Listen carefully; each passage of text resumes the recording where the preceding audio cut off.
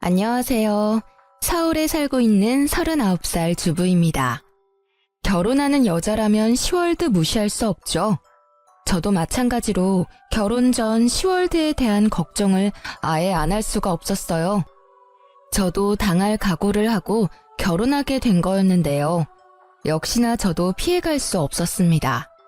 왜냐하면 시어머님이 될 분이 정말 대단한 분이거든요. 보통 결혼하기 전에 시어머님을 한번 찾아뵙잖아요.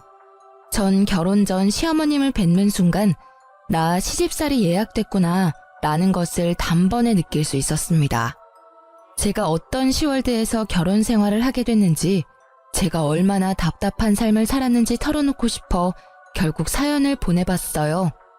남편과 전 결혼할 때 양가 부모님께 도움을 받지 않았어요.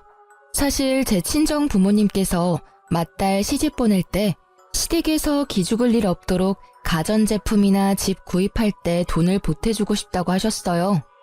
저도 받고 싶은 마음이 있긴 했었지만 시댁에서는 결혼할 때 도와주는 부분이 일절 없기 때문에 저도 받지 않기로 했어요. 시댁에서 도와주는 게 없는데 친정 부모님께 지원을 받게 되면 아무래도 남편이 많이 불편해할 것 같고, 남편도 이왕 이렇게 된 거 부모님 도움 없이 결혼하자고 하더라고요. 그래서 그렇게 하기로 결정했었죠. 근데 전 결혼을 준비하는 과정에서 시어머님의 태도 때문에 엄청 열받았었어요. 시어머님의 간섭이 너무 심했기 때문인데요. 웨딩드레스 고르는 것부터 신혼집 구하는 것까지 하나하나 본인 스타일 위주로 고르려고 하더라고요. 처음엔 듣는 척만 하고 제 주관대로 진행했는데 왜 본인 말을 듣지 않냐고 화내시더라고요. 이 웨딩드레스가 너한테 어울린다니까? 왜 말을 안 듣니? 어머님이 고르신 게 이쁘긴 한데 너무 비싸기도 하고 제 체형에 어울리지도 않아요. 제가 고른 게 어머님이 고른 것보다 가성비가 좋기도 하고 제 체형에 딱 맞아요. 이왕 하는 결혼식 비싼 드레스 입고 하면 좋잖아. 요즘 애들 어른이 얘기하면 듣는 척이라도 해야 하는데 본인들 말이 무조건 맞다고 우기는 거 보면 짜증나 정말. 엄마, 우리가 결혼하는 거야. 누가 보면 나랑 엄마가 결혼하는 줄 알겠네. 우리가 결혼하는데 사사건건 엄마가 왜 이거 해라 저거 해라 하냐고. 그리고 드레스 입는 건 미진이가 입는 건데 엄마가 왜 간섭이야? 본인한테 어울리는 드레스는 미진이 본인이 제일 잘 알겠지. 누가 봐도 이 드레스가 훨씬 이쁘니까 그렇지. 그건 엄마 취향인 거고 미진이도 취향이란 게 있어. 계속 옆에서 이래라 저래라 할 거면 더 이상 따라오지 마. 내가 결혼 먼저 해본 사람으로서 조언 한번 한 건데 그걸 무시해버리네. 엄마, 옛날이랑 지금이랑 같냐고. 여기서 한마디만 더 하면 엄마 그냥 집에 가? 엄마가 지금 하는 건 조언이 아니고 태클이야. 나도 엄마 때문에 스트레스 받는데 미진이는 오죽하겠어? 남편이 중간에서 잘 끊어준 덕분에 어머님의 간섭을 더 이상 받지 않을 수 있었어요. 남편이 대신 뭐라고 하지 않았더라면 이 결혼 업고 싶다는 마음이 들었을 거예요. 결혼을 준비하면서 본인이 전부 비용을 내주기라도 하는 것처럼 행동하는 어머님 때문에 스트레스가 정말 많이 쌓였어요. 남편과 결혼한 뒤로 별일이야 있을까 싶었는데 시어머님 한 분 때문에 별의별 일을 다 겪었어요. 일단 저와 남편은 맞벌이 부부인데요. 요즘 시대에 한 사람만 일해서 생활하는 건 무리가 있는 편이잖아요. 저와 남편 모두 일을 그만둘 생각이 없었기에 일을 계속하기로 결정했어요. 근데 어머님이 의외로 제가 일하는 거에 있어서 굉장히 신경 쓰는 것 같아 보였어요. 시어머님들은 요즘 며느리가 일하는 걸 좋아한다고 들었거든요. 자기 아들이 힘들게 일하고 며느리가 집에만 있는다고 하면 썩 좋아하지 않는다고 해요. 아무래도 본인 아들만 혼자 힘들게 일하고 그 번 돈으로 며느리가 같이 쓴다는 것 자체가 마음에 안 든다는 말을 들은 적이 있었어요. 그래서 제가 집에서 전업주부로 일하는 것보다 일하는 걸 좋아하실 줄 알았는데 오히려 자기 아들 기죽을까봐 싫어하는 눈치였어요. 남편과 전 돈을 못 버는 편은 아니에요. 다만 남편이 아무래도 저보다 사회생활을 늦게 하기도 했고, 제가 남들에 비해 사회생활을 좀 일찍 한 편이기도 했어요. 그래서 제가 남편보다 조금 더 월급이 높아요. 그리고 친정집이 좀 사는 편이거든요. 근데 어머님께서 친정집이 여유 있는 것과 제가 돈을 잘 버는 걸로 트집을 잡더라고요. 미진아, 너가 연봉이 얼마라고 했지? 네? 어머님 그건 왜요? 너가 우리 아들이랑 결혼했을 때 정확히 반반하기로 먼저 제안했었다며? 아, 네. 그러긴 했는데 그이도 그러길 원했어요. 제가 먼저 말을 꺼낸 건 맞지만요. 근데 갑자기 왜요? 너가 우리 아들보다 돈 많이 버는 걸로 알고 있는데 그러면 너가 조금 더 해왔어야 하는 게 맞지 않나 싶다. 요즘은 남녀 평등을 중요시하는 시대라서 옛날처럼 남자가 더 해와야 한다. 그런 게 없잖아. 너가 돈을 더 벌기도 하고 분명 돈도 그만큼 많이 모아놨을 것 같은데 그럼 가전제품 하나라도 너가 더 해왔어야 하는 게 맞지 않니? 그리고 사돈어른께서 사업하신다고 하지 않았냐? 친정집도 꽤 사는 것 같은데 딸이 결혼한다고 하면 돈 조금이라도 줬을 것 같은데 전혀 안 해줬더라. 그건 어떻게 된 거니? 어머님, 저희는 정확히 반반으로 하기로 약속하고 결혼한 거였어요. 그리고 저희 친정집이 아무리 잘 산다고 해도 우리 힘으로 결혼하기로 했던 거라서 받지 않기로 결정했던 거였고요. 남편이 먼저 안 받았으면 좋겠다고 한 거였어요. 그리고 따지고 보면 어머님도 우리 결혼했을 때 전혀 지원해준 게 없으시잖아요.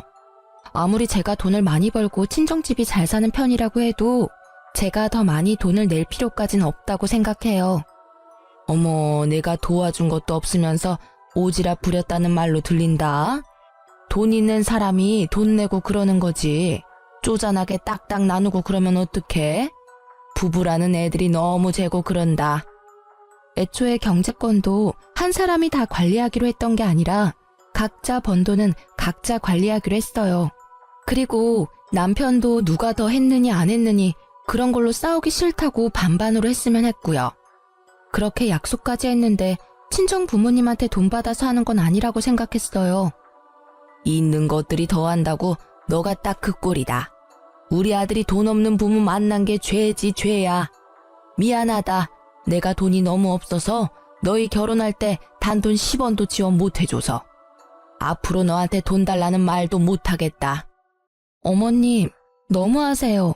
앞으로 돈 문제로 꼬투리 안 잡았으면 합니다. 결혼이 아무리 집안 대 집안이라고 해도 양가 부모님께서 도움을 준 게 아니라면 이렇게 하나하나 트집도 잡아서는 안 된다고 생각해요. 그리고 저희 친정집이 돈이 많은 건 맞지만 제가 많은 게 아니잖아요. 그건 오로지 부모님 돈입니다. 어머님이 자꾸 저희 친정집 걸고 넘어지는 거 듣고 싶지 않고 앞으로 친정집 얘기하시면 저 가만히 듣고만 있지 않을 거예요. 야, 시어머니로서 할 수도 있는 말을 왜 이렇게 안 이꼽게 듣니? 너 이제까지 그렇게 배워가며 살았니? 이제 막 시집 온 애가 못하는 말이 없네. 말 따박따박 대꾸하는 것 봐. 이제 너 남편도 아주 잡아먹겠다 얘. 제가 잘못한 부분이 있으면 이렇게 말하지도 않죠. 제가 잘못하지 않는 일로 트집 잡으시면 저도 할 말은 하겠습니다. 어머님과 대화할 때마다 이런 식으로 돈으로 시작해서 돈으로 끝날 때가 많았어요. 제가 돈을 좀 벌고 친정집이 잘 사는 편이니까 콩고물 떨어질 게 없나 생각할 때도 많았고요. 본인한테 조금이라도 돈이 들어오지 않거나 자기 아들이 조금이라도 손해보는 것 같으면 항상 자기가 돈이 없는 게 죄라면서 절 항상 나쁜 사람으로 만들더라고요. 제가 조금이라도 반박하면 며느리가 시엄마 잡아먹는다며 피해자 코스프레를 하는 편이신데 남편은 원래 어머님이 이런 성격인 걸 아니까 어머님이 이간질을 해도 믿지 않고 중간 역할을 잘하고 있어요. 그런 어머님께서 제 돈을 제대로 탐한 사건이 있어요. 제가 다니는 회사는 보너스가 자주 나오는 편이에요. 한 번 줄 때마다 나름 많이 주는 편이거든요. 언제 한 번은 제가 회사에서 100만 원 보너스를 받은 적이 있었어요. 보너스는 거의 현금으로 주는 편이라서 이번에도 현금으로 받았었는데요. 제가 현금을 받으면 바로 통장에 입금하지 않고 집에 보관할 때가 많았어요. 그 당시에 주변에 결혼하거나 돌잔치를 하던 친구들이 많은 편이라서 현금이 생기면 되도록 직접 가지고 있었어요. 집에 현금을 따로 보관하는 작은 핸드백이 있었는데 그때도 당연히 그 가방에 100만 원을 넣어놨었어요. 보너스를 받고 난 뒤 보름 뒤에 친구 결혼식이 있었는데요. 그래서 전날 미리 축의금을 봉투에 담아두려고 현금을 담아둔 가방을 찾았는데 그 가방이 없어졌더라고요. 놀란 저는 남편한테 가방이 어디 있는지 물어봤는데 남편도 전혀 모른다고 했어요. 근데 남편이 며칠 전에 어머님께서 김치 두고 간다고 비밀번호를 물어본 적이 있었다고 합니다. 그 순간 어머님이 딱 의심되더라고요. 그래서 저와 남편은 모른 척하고 어머님을 저희 집에 불렀습니다. 어머님, 지난번에 저희 집에 와서 김치 두고 가셨다면서요? 제가 정신이 없어서 감사 인사를 못했네요. 아, 그럼 그때 내가 준 김치 아직도 안 먹어봤겠네? 지금이라도 알았으니 오늘 저녁에 먹어봐. 네. 근데 어머님, 혹시 그때 저희 집에 오셨을 때 제 가방 못 보셨어요? 검정색 핸드백인데요. 아, 그거? 내가 가져갔는데. 지갑이랑 핸드폰만 딱 놓고 다니기 좋아서 내가 가져갔었지. 그건 왜?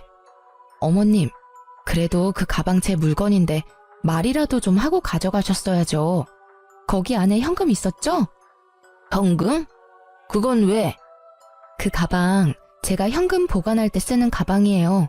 그거 돈 안 쓰고 그대로 두셨죠? 이따 집 가실 때 제가 집까지 차로 모셔다 드릴 테니까 그 가방 저한테 돌려주세요. 현금 그대로 담아서요. 나 그 현금 좀 썼는데 괜찮니? 어머님, 그 돈 쓰시면 어떡해요? 말도 없이 가방 가져갔으면서 그 현금까지 마음대로 쓰시면 어쩌자는 거예요? 엄마, 도대체 왜 그래? 남의 돈을 왜 마음대로 쓰냐고. 그냥 거기에 돈이 있기도 하고 내가 가방 가져갔는데 한동안 말이 없길래 당연히 까먹은 돈인가 보다 생각하고 썼지. 아이, 그렇다고 그렇게까지 화낼 일인가? 엄마, 그거 도둑질이야. 아무리 까먹은 돈이라고 해도 그렇지. 그걸 왜 엄마가 혼자 판단하고 써? 얼마나 썼길래 그래? 50만 원 정도 썼어. 그 가방 안에 있던 돈은 보너스 100만 원 말고도 여윳돈 200만 원이 더 있던 상태였어요. 총 300만 원이 있었던 상태인데 어머님께서는 그 중에서 50만 원을 이미 썼다고 합니다. 처음엔 어머님이 쓰신 돈 안 받고 남은 금액만 돌려받을까 생각했었는데 어머님이 괘씸하기도 해서 돌려받기로 했습니다. 남편도 그렇게 하자고 했었고요. 저와 마찬가지로 어머님의 행동에 화가 많이 났었고 실망했다고 해요. 그래서 남편은 오히려 2배로 돌려달라고 말하기까지 했더라고요. 남편이 화를 크게 내니까 그 화를 이기지 못한 어머님께서 결국 저희한테 2배로 돌려주셨어요. 남은 금액도 그대로 돌려받았었고요. 엄마한테 그 돈 주는 게 그렇게 아깝냐고 크게 한 소리를 듣긴 했었지만 잘못된 건 바로 잡아야 한다고 끝까지 돌려받기로 했어요. 그 뒤로 한동안 어떤 일도 일어나지 않고 잠잠하게 지내고 있었는데 방심하고 있을 때 일이 하나 더 터졌어요. 제가 야근하지 않고 일찍 퇴근한 적이 있어요. 오랜만에 일찍 퇴근한 김에 남편과 외식하려고 기분 좋게 집에 가고 있었어요. 집 근처에 도착한 순간 아파트 정자에 앉아 계시던 동네 아주머니가 저한테 다가오더니 갑자기 제 등짝을 때리면서 욕을 하기 시작했어요. 이 여자야, 너 재작년에 여기 이사 온 년이지? 여기가 어디라고 너 같은 개집년이 이 동네로 이사를 와? 술집에서 몸이나 판 년이 눈만 높아가지고. 아무리 저렴한 여자라도 수준 높은 집은 알아가지고 너 때문에 우리 아파트 집값 떨어지면 책임질 거야? 당장 이사가. 그게 무슨 말씀이세요? 제가 몸 팔던 년이라뇨. 너 술집 다닌다는 소문 내가 다 들었다.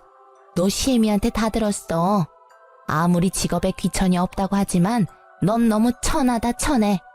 시애미 말로는 너가 자기 아들이랑 결혼하고 싶다고 애걸복걸 엄청 했다고 하던데 맞지? 아무리 천해도 그렇지 분수에 맞게 살아야지. 여기가 어디라고 너같이 천한 애가.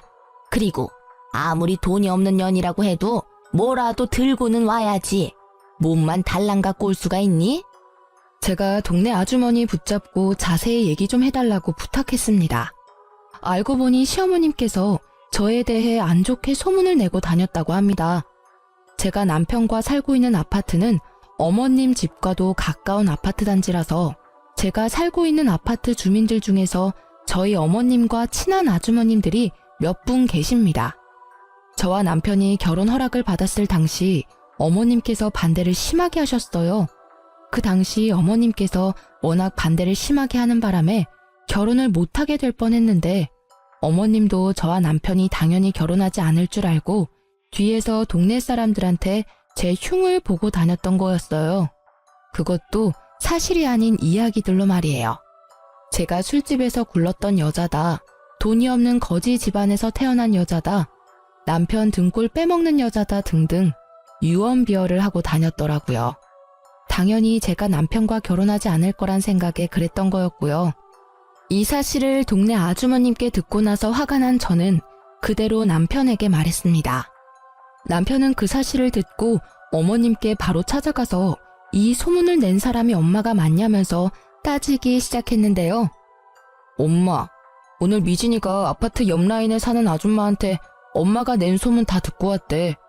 거지 근성이 있네 마네 그런 소리 전부 다 듣고 왔다는데? 엄마가 낸 소문 맞아? 어? 그게 무슨 말이야? 내가 이상한 소문을 내다니. 난 그런 적 없다. 아무리 내가 입이 가볍다고 해도 며느리에 대해 안 좋게 말하고 다니겠니? 엄마가 미진이에 대해서 안 좋게 소문낸 사실 맞냐고. 남편이 어머님을 계속 추궁하니 어머님은 솔직하게 인정하고 터놓았습니다. 어머님이 인정하는 순간 얼마나 열받던지 어머님 한 분 때문에 동네에서 얼굴을 들고 다니지 못하게 됐습니다. 얼마나 황당하던지. 맞아. 근데 엄마 그렇게 심한 말은 한 적 없어. 너희 결혼 전에 얘기했던 말들이고 그냥 너희 둘이 당연히 결혼 안 할 줄 알고 한 말들이야. 그냥 미진이가 마음에 안 든다는 식으로만 말했었어. 그 아줌마들 정말 미친 거 아니니? 아무리 내가 그렇게 말하고 다녔다고 해도 그걸 왜 내 며느리한테 직접적으로 말할 수가 있니? 거짓말 하지 말고. 내가 엄마 때문에 창피해서 얼굴을 들고 다닐 수가 없어. 욕할 사람이 없어서 며느리 될 사람 욕을 하고 다녀? 그것도 우리가 사는 동네 아줌마들한테. 그 아줌마가 미진이한테 술집 년이 집값 떨어지게 왜 이 집에서 사냐는 식으로 말했대. 이 사람이 뭘 그렇게 잘못했다고 그런 소문을 내고 다녀. 우리 앞으로 여기 어떻게 살라는 거야? 그땐 홧김에 그랬던 거였어. 절대 악의는 없었단 말이야. 그렇다고 무작정 찾아와서 나한테 따지면 어떡해? 난 한두 사람한테 말했을 뿐이야. 이렇게 동네 사람들한테 다 퍼질 줄은 몰랐어. 아이고, 그 놓친네 주둥이 겁나 가볍네. 벌써 동네 사람들 귀에 다 들어갔단 말이지? 그래, 내가 다 잘못했고 지금은 너희에 대해서 아줌마들한테 말하지 않아. 지금도 그렇고 앞으로 그런 일 절대 없을 거야. 옛날 일이니까 용서해줘. 어머님은 약 2년 전쯤에 한 아주머님께 말했다고 해요. 근데 그 말이 2년 정도 지난 후에야 소문으로 퍼졌다고 하는데요. 어머님 말씀으로는 그 당시에 저에 대해 잘 모르던 때라 없는 집 애처럼 보인다, 술 잘 마시게 생겼다. 이런 식으로 밖에 말하지 않았다고 합니다. 근데 그 소문이 소문을 낳게 되고 결국 제가 몸이나 굴리는 여자라는 식으로 소문이 났다고 해요. 전 지금껏 살면서 부끄러운 행동을 한 적이 없는데 어머님 때문에 이 결혼을 왜 한 걸까 그런 생각을 잠깐 해보게 됐어요. 어머님이 제 인생의 오점이라는 생각도 해보기도 했고요. 누구 말을 믿어야 할지 모르겠지만 어쨌든 어머님이 저에 대해 안 좋게 소문을 내고 다닌 사실은 맞는 거라 전 어머님께 엄청 많이 실망을 하게 됐었죠. 어머님도 본인이 크게 잘못한 걸 알고 있는지 저한테 미안하다고 사과하더라고요. 평소엔 본인이 먼저 사과를 하는 타입이 아닌데 이번엔 순순히 사과를 하더군요. 그리고 소문이 너무 과하게 퍼진 상태였고 아무리 설명을 해도 동네 아줌마들이 제 말을 전혀 믿어주지 않길래 결국 저희 부부는 이사 가기로 결정했어요. 인프라가 좋았던 동네였고 회사랑도 가까웠던 곳이라서 편하게 살았었는데 이사 갈 때 많이 아쉬웠어요. 급하게 집을 팔았던 거라서 크게 이득 본 것도 없었고요. 우리가 이사 간다고 하니 어머님께서 포장이사 비용을 내주시기까지 했네요. 남편이 어머님께서 포장이사 비용조차 내주지 않았더라면 화가 쉽게 풀리지 않았을 거라고 해요. 그래도 어머님이 반성을 많이 한 눈치라서 그냥 이번 일은 묻기로 했어요. 이렇게 사람 속 썩이는 짓만 골라서 하는 어머님 때문에 마음 편할 날이 없었는데요. 그런 어머님께서 사고를 또 치게 됐습니다. 어머님은 원래 사업을 몇 번 해보신 분이에요. 근데 그 사업이 전부 망해서 문제가 됐는데요. 사업 욕심이 많으신 어머님은 이미 사업만 2번 망한 경험이 있으신데요. 그래서 이미 빚이 어느 정도 있는 상태였어요. 사업 문제로 인해 시아버님과도 크게 싸움으로 번져 이혼까지 했었고요. 그래도 저와 남편이 결혼하기 전에 있었던 일이었고 어머님은 그 이후로 절대 사업을 하지 않겠다고 다짐을 했다고 해요. 근데 어머님께서 팔랑귀라서 옆에서 조금만 바람을 불어도 그 말에 확 넘어가는 편이에요. 그래서 안 하겠다던 사업을 갑자기 한다고 했어요. 그 말을 듣게 된 저희 부부는 안 된다고 말했죠. 옆집에 사는 아저씨가 고깃집 운영하는 거 알지? 그 사람이 한 달에 순수익만 2천만 원은 된다더라. 나도 그 아저씨 따라서 고깃집 운영 좀 해볼까 봐. 사업이라니. 엄마 예전에 삼계탕집 했다가 제대로 망했으면서 이번에도 식당을 하겠다고? 그만 좀 해. 엄마 지금 사업 때문에 생긴 빚도 다 못 갚은 상태면서 또 사업을 하겠다고? 내가 봤을 때 엄마 사업에 소질 없어. 그러니까 그냥 가만히 좀 있어. 그 아저씨 말대로 하면 돈 많이 벌 수 있는데? 엄마 말만 믿고 나한테 투자 좀 해줘. 엄마 예전에 사업하겠다고 나한테 2천만 원 빌려갔었잖아. 그것도 아직 갚지 않았으면서 지금 또 빌려달라고? 나 절대 안 빌려줘. 딱 한 번만 믿어줘. 엄마 이번에 잘할 자신 있어. 옆에서 도와주는 아저씨도 있으니까 걱정 안 해도 돼. 결국 저희는 어머님께 3천만 원을 빌려주기로 했습니다. 예전에 남편이 2천만 원 빌려준 것도 있어서 어머님이 나중에 5천만 원 모두 갚는다고 하더라고요. 그리고 얘기를 들어보니까 저희한테 돈 빌린 거 말고도 주변 친구들께 1,000만 원, 2천만 원 이런 식으로 돈을 빌린 모양이에요. 그렇게 해서 빌린 돈만 억이 넘는다고 들었어요. 분명 어머님이 최대한 빠른 시일 내로 사업을 시작한다고 했는데 몇 달이 지났는데도 아무런 소식이 없더라고요. 그래서 어머님께 따로 연락을 드리게 됐어요. 어머님, 사업 준비는 잘 돼가세요? 아무런 말씀이 없으시길래 걱정돼서 전화드렸어요. 어? 아니 그게 사업 안 하기로 결정했다. 사업이 애들 장난도 아니고 너무 성급하게 결정한 것 같아. 네? 그게 무슨 말씀이세요? 사업하겠다고 저희한테 돈도 받아가시고 주변 분들한테 이미 돈도 빌린 상태라면서요. 사실 사업 준비하면서 내 생활비로 쓸 돈이 없었거든. 그래서 내 생활비로 빌린 돈들 조금씩 쓰다가 결국 다 써버렸다. 어쩌면 좋니? 그것 때문에 한동안 머리 아파서 잠도 제대로 못 잤어. 그래서 당장 사업을 못하는 상황인데 어쩌면 좋니? 어머님, 도대체 왜 그러세요? 사업하겠다고 돈 빌린 게 얼마인데 그걸 그 사이에 다 썼다고요? 고작 몇 달 안에 그 많은 돈을 어떻게 다 쓸 수가 있어요? 어쩌다 보니까 그렇게 됐어. 미진아, 정말 미안한데 돈 빌려준 친구들이 자꾸 돈 갚으라고 난리도 아니야. 급한 돈만 너가 대신 갚아줄 수 없겠니? 내가 지금 그 큰 돈이 어디에 있겠어. 다 갚아달라는 말은 안 할 테니까 5천만 원 정도만 빌려줘. 어머님, 어머님이 저희한테 빌려간 돈만 5천만 원이에요. 근데 저희 보고 5천만 원을 또 달라는 말씀이시잖아요. 저희가 돈을 그냥 버는 줄 아세요? 저희 이제 돈 없어요. 빌려간 돈이나 빨리 갚으세요. 이 늙은 시애미가 그 큰 돈이 어디 있겠냐? 넌 내가 불쌍하지도 않니? 어? 어머님, 제가 더 불쌍해요. 따지고 보면 어머님이 제 남편의 엄마이지 제 엄마는 아니시잖아요. 어머님이 절 키워주기라도 했나요? 아니면 저한테 용돈 쓰라고 단돈 1,000원이라도 준 적이 있으신가요? 항상 저한테 받아만 가셨지 정작 어머님은 저한테 해주신 게 전혀 없으시잖아요. 어머님께 뭐 해달라고 바라지도 않을 테니까 제 돈이나 제때 갚으세요. 알겠어요?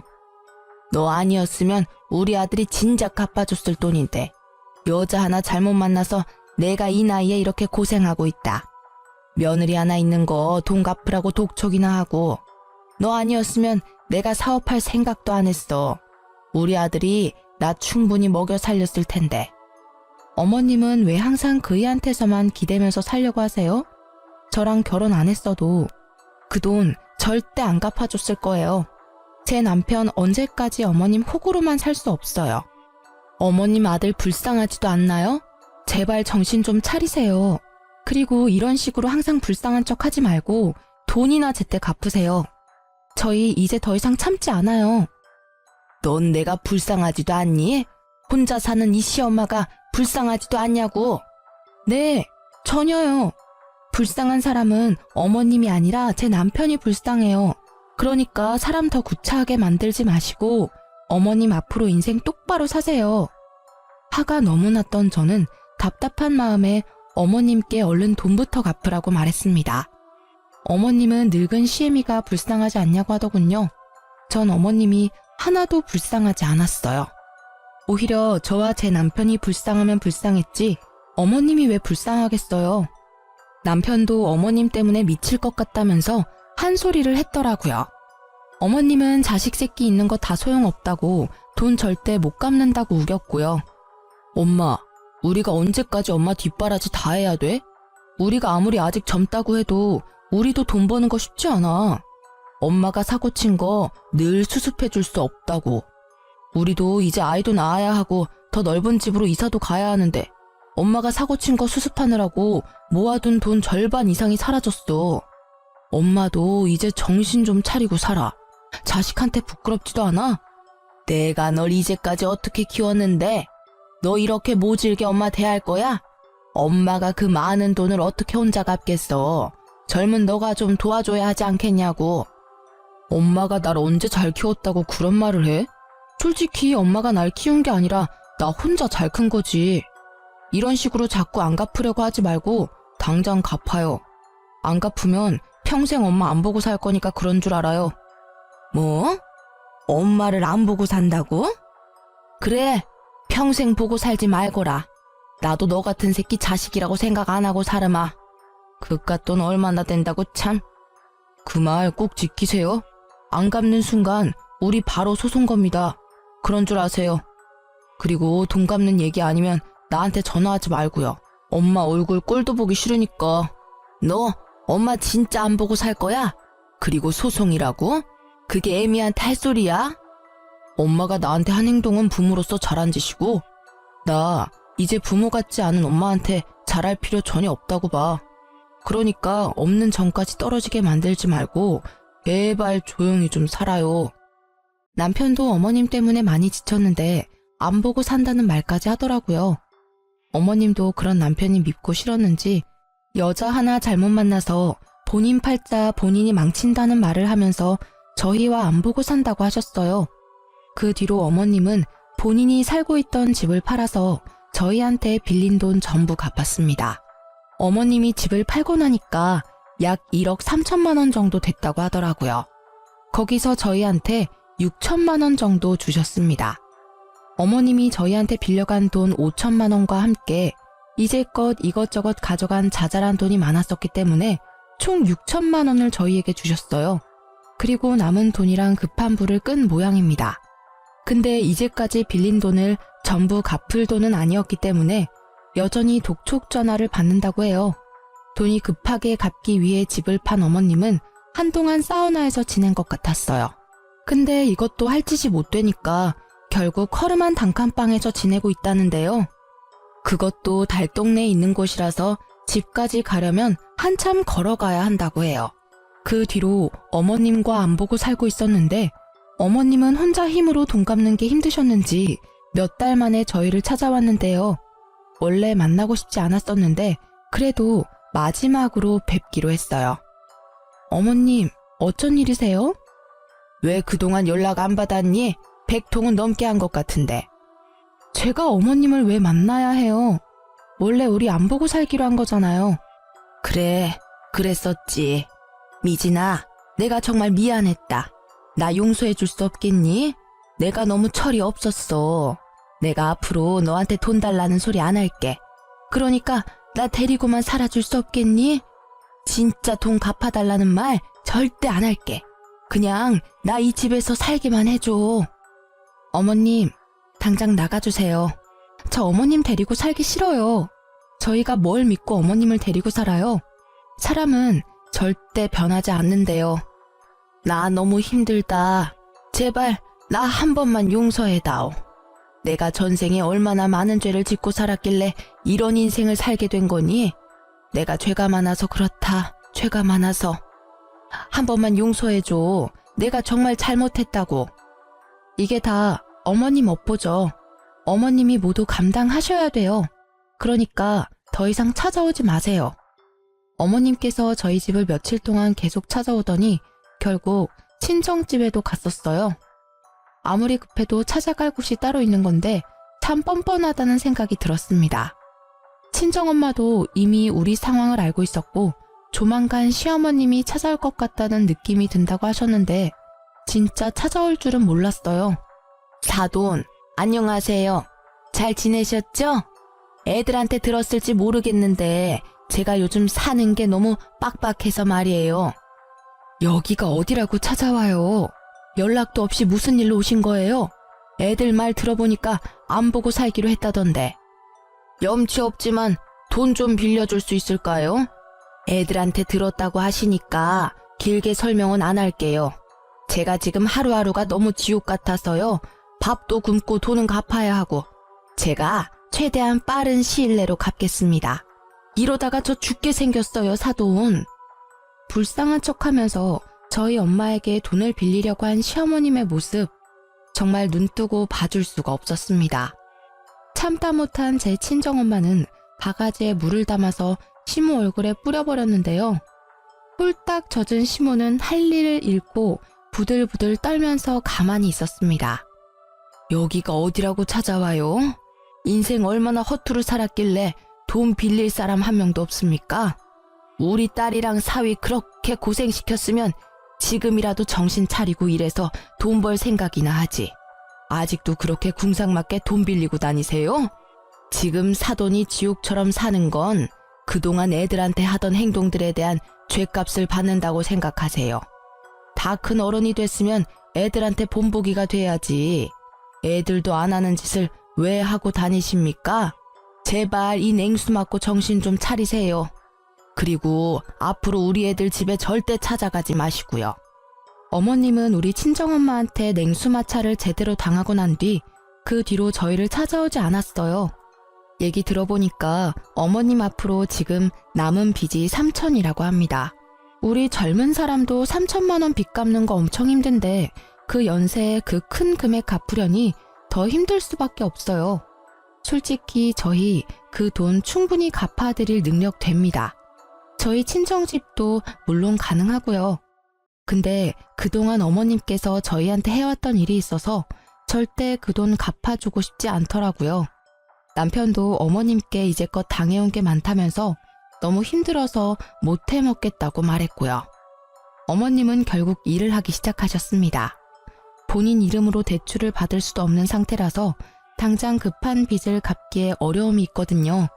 집까지 팔았으니 완전 빈털터리가 된 셈이죠. 어머님은 현재 낮에는 공장을 다니고 밤엔 식당에서 서빙 알바를 하고 있다고 했어요. 어머님께 돈을 빌려준 친구들은 어머님이 일하고 있는 식당까지 찾아가서 당장 돈 갚으라고 한다고 해요. 하지만 어머님은 당장 갚을 돈이 없어서 매달 조금씩 쪼개가며 갚고 있다고 합니다. 식당 사장님께선 매번 이런 식으로 영업 방해할 거면 그만두라고 말했다고 해요. 어머님이 사정사정해서 잘리진 않았답니다. 저 같아도 매일 친구들이 찾아와서 돈 갚으라고 말한다면 자르고 싶을 것 같아요. 그 이후로 어머님과 직접 대면한 적은 없는데 최근에 어머님 근황에 대해 알게 된 게 있었어요. 어머님이 식당에서 설거지를 하다가 주방 바닥에 남아있던 물기 때문에 결국 미끄러져 넘어졌다고 해요. 그래서 그것 때문에 허리 디스크에 걸렸다고 합니다. 현재 디스크가 터진 상태라서 하반신 마비까지 이어질 수 있는 상황이래요. 그래서 당장 입원하고 수술을 받아야 하는 상황이라고 하는데요. 어머님이 현재 상태가 너무 좋지 않은 관계로 어머님 대신 식당 사장님께서 직접 전화하셔서 지금 어머님 상태에 말씀해 주셨습니다. 근데 저희와 전혀 상관없는 일이라고 알아서 해결하라고 말씀드렸어요. 그리고 일하다가 다친 거니까 식당에서 알아서 산재 처리를 하라고 말했습니다. 어머님이 일하고 있는 식당 사장님께서도 어머님과 저희 부부관계에 어느 정도 알고 있다고 해요. 그래도 그렇지.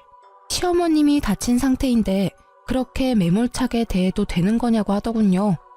이제까지 우리 시어머님 자식으로 며느리로서 살아보지 않으면 그렇게 말할 수 없을 것 같아요. 우리처럼 반응이 나오는 게 정상일 겁니다. 매정하다고 생각해도 어쩔 수 없어요. 그리고 제가 허리 디스크를 갖고 있어서 아는데 그거 빨리 치료하지 않으면 큰일이거든요. 결국 움직이지 못하고 누워만 있는다고 하는데 그건 본인이 알아서 해야 할 일이라고 생각해요. 남편도 어머님이 다쳤다는 걸 알고 있어도 크게 신경 쓰지 않았고요. 최근에 시어머님과 이혼하고 조용하게 살고 계셨던 시아버님께 연락이 왔었는데요. 한동안 시아버님과 연락을 못하고 지냈는데 갑자기 시아버님께 연락이 와서 몹시 놀랬어요. 아버님은 저희에게 연락하셔서 무슨 일이길래 너네 엄마가 자기한테까지 연락하게 만드냐고 묻더라고요. 알고 보니까 시어머님이 아버님한테까지 연락을 한 모양이더라고요. 모든 상황을 설명해드렸더니 그 옆에 아직도 정신 못 차렸다면서 그 허리 디스크 수술 절대 시켜주지 말라고 저희한테 단호하게 말씀하시더라고요. 아버님께서 죽든 말든 알아서 하고 빚부터 병원비까지 절대 돈 한 푼 못 준다고, 그리고 지금 잘 살고 있는 애들 앞길 절대 망치지 말고 쥐 죽은 듯이 살라고 경고까지 했다고 합니다. 어머님은 아버님께 죽고 싶지 않다고 사람 한 명 살린다 생각하고 돈 빌려달라고 사정을 했다네요. 근데 아버님은 그런 어머님의 연락을 받지 않고 무시하고 있다고 합니다. 아버님도 어머님과 함께한 결혼 생활이 지옥 같았다고 합니다. 20년 가까이 같이 사는 동안 아버님이 어머님 대신해서 갚아준 돈만 1억이 넘는다고 해요. 그렇게 하지 말라고 한 사업에 대한 욕심을 포기하지 못해서 자주 싸웠다고 하더라고요.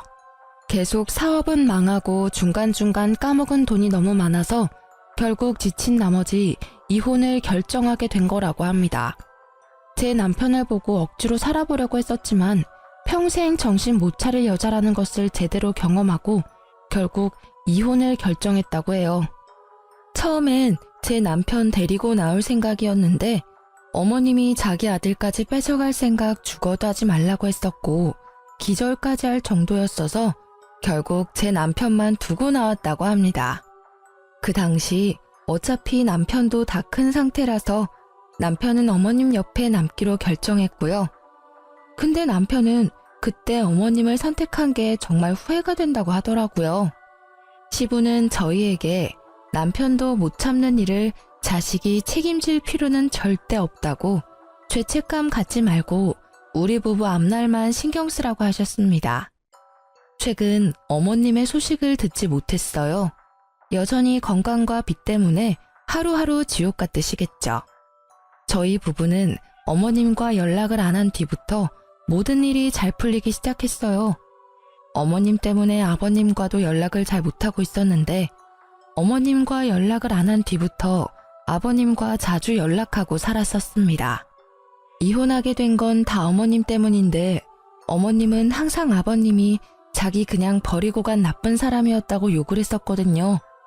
그래서 결혼식 올릴 때도 아버님을 초대하지 못했습니다. 항상 그게 마음에 걸렸었는데 이젠 아버님께 최선을 다해 잘해드릴 생각이에요. 남편도 울면서 아버님께 사과했고요. 오히려 아버님은 어른 때문에 자식이 괜히 고생만 하는 것 같다고 미안하다고 사과를 하시더라고요. 그리고 우리 결혼할 때 조금이라도 보태주고 싶었다며 저희한테 주기 위해 이제껏 돈을 모았다고 하더라고요. 무려 7천만 원이란 돈을 주셨습니다. 그리고 저희 부부는 아이를 갖게 됐는데요. 아이가 태어난 지 몇 달 되지 않았어요. 아이가 태어나기 전 조금 더 큰 집으로 이사 갔고요. 아버님이 저희에게 7천만 원을 주신 덕분에 수월하게 이사 갈 수 있었어요. 방이 4개인 집인데 아버님과 같이 살기로 했는데요. 처음에 아버님이 같이 사는 걸 피하셨는데 앞으로 저희가 효도 많이 하고 싶다고 사정사정을 해서 같이 살기로 했습니다. 말은 같이 살기 싫다고 말씀하셨지만 속으로는 많이 좋으셨나 봐요. 맨날 웃음만 가득하시고 우리 아기 돌보는 재미도 많이 있으신 모양이에요. 어머님과 이혼한 후 혼자 사시면서 많이 적적했을 텐데 지금이라도 제 남편과 행복하게 잘 살았으면 합니다.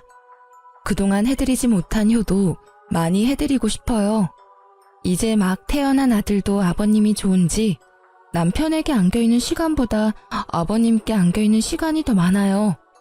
아버님과 같이 살다 보니 어머님과 살았던 시간이 정말 최악이었다는 걸 몸소 느낄 수 있었습니다. 진작에 아버님을 모시고 살 걸 후회하기도 했고요. 남편은 지금까지 어머님과 같이 살았던 시간이 정말 지옥 같았고 힘들었다고 말합니다. 그동안 아버님께 자주 연락을 못 드린 게 정말 후회스럽다고 하고요. 아버님은 항상 아들이 그리워서 울었다고 하시는데 그 말을 듣는 순간 저희 부부는 많이 울었습니다. 다른 집 시어머님도 제 시어머님처럼 다 이러시는 건지 모르겠지만 전 제대로 시집살이를 겪었네요. 남편은 외동아들이라서 모든 걸 다 책임져야 한다는 책임감이 강했는데 그 책임감 이제 느끼지 않아도 돼서 너무 행복하다고 합니다. 앞으로 남편, 아버님, 저와 제 아이 이렇게 넷이서 남은 인생 잘 살 생각입니다. 지금도 물론 잘 지내고 있고요. 저처럼 시어머님 때문에 많은 고생을 한 분이 계시다면 참지 마시길 바래요. 아무리 결혼이 집안 대 집안이라고 해도 시부모님이 아무리 남편의 어머님이라고 해도 아닌 건 아니라고 확실히 행동할 필요가 있어요. 지금까지 제 사연 들어주셔서 감사해요.